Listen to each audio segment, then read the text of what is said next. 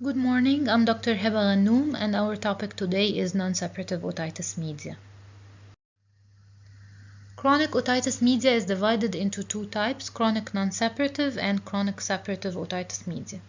Non-suppurative يعني there is no pus inside the middle ear cavity, يعني we have an intact tympanic membrane as long as we don't have pus inside the middle ear cavity. What are the two types of non-suppurative otitis media?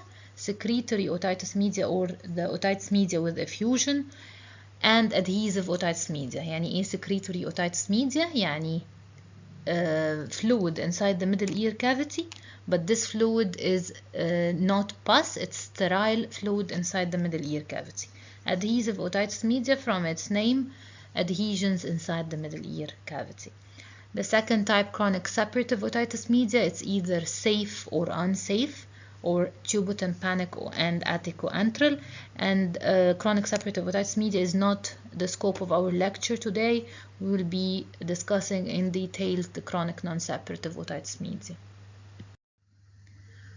Chronic secretory otitis media or otitis media with effusion, as we mentioned earlier, is the presence of non-purulent fluid inside the middle ear cavity.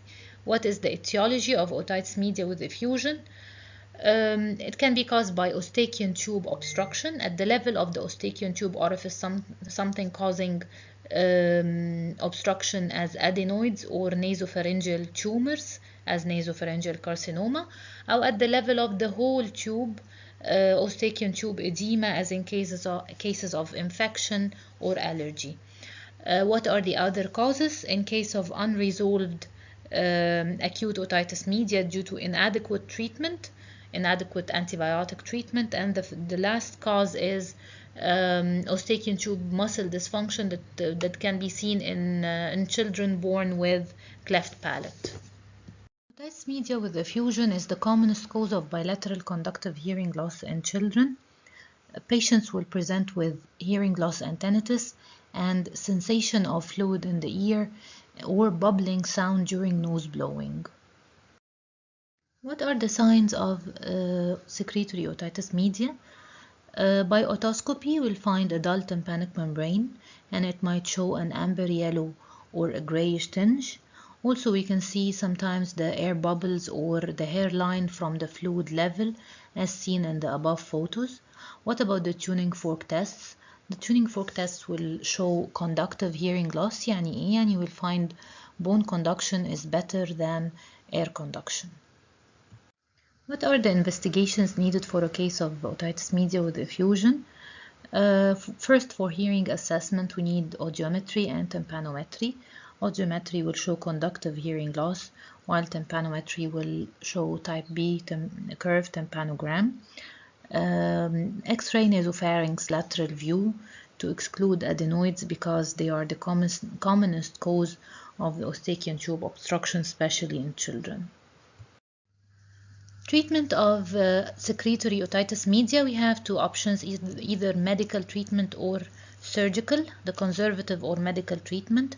Number one, treating the predisposing factors, such as in cases of enlarged adenoids causing obstruction of the Eustachian tube, enamel adenoidectomy.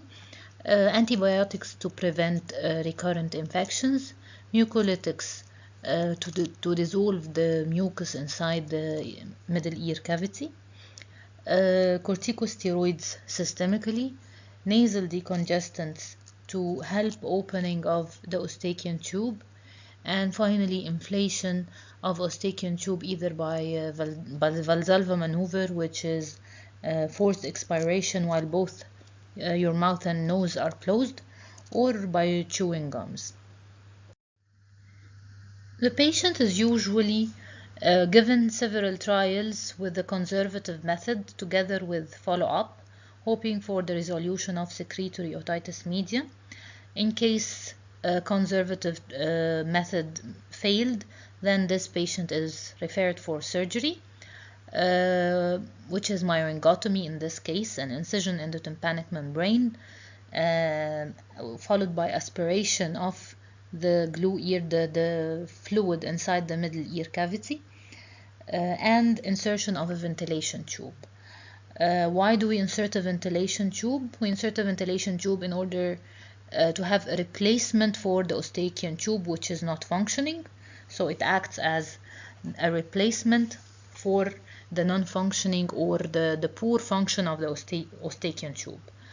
What are the types of ventilation tubes that are used? There are two types actually. The Gromit's tube, which is the temporary ventilation tube that is usually extruded within 6 months. And the second type is the T-tube, which is the ventilation tube that stays for a longer duration until removed. We now come to the second type of chronic non-suppurative otitis media, which is adhesive otitis media. من اسمها كده, what is adhesive otitis media? It's the presence of fibrous adhesions inside the middle ear cavity, causing limitation of movement to the tympanic membrane and the ossicles. And these fibrous adhesions are formed by organization of the inflammatory exudate present inside the middle ear cavity. Etiology, what's the etiology of chronic adhesive otitis media?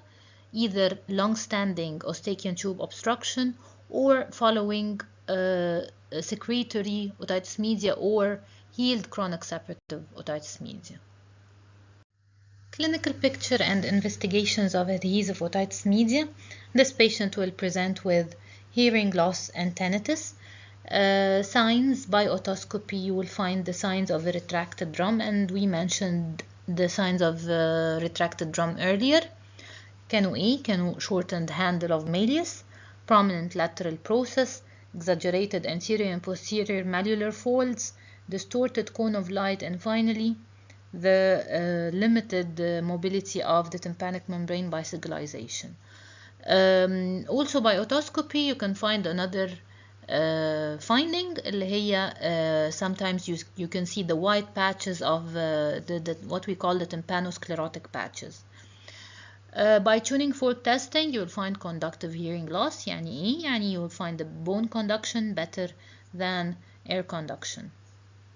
What about the investigations for a case of adhesive otitis media? By pure tone audiogram you will find conductive hearing loss. Sometimes you can find mixed hearing loss. Tympanometry بقى you can find actually in textbooks some state that it's type AS, and other textbooks you can find they stated that it's type C tympanogram. But by clinical experience you can find with adhesive otitis media you can find type AS, type C, type B tympanogram, and even sometimes you can find type A curve tympanogram, depending on the extent of the adhesions inside the middle ear cavity. Finally, we come to treatment of adhesive otitis media. دايما الوقاية خير من العلاج. فبروفيلاكتيك ازاي؟ by proper treatment of acute otitis media and cases of secretory otitis media. What about curative? Curative, we have two options. The first option is tympanoplasty and cutting of the adhesions, but the problem with surgery in cases of adhesive otitis media هي recurrence. Recurrence is quite common. The second option هو hearing aid fitting.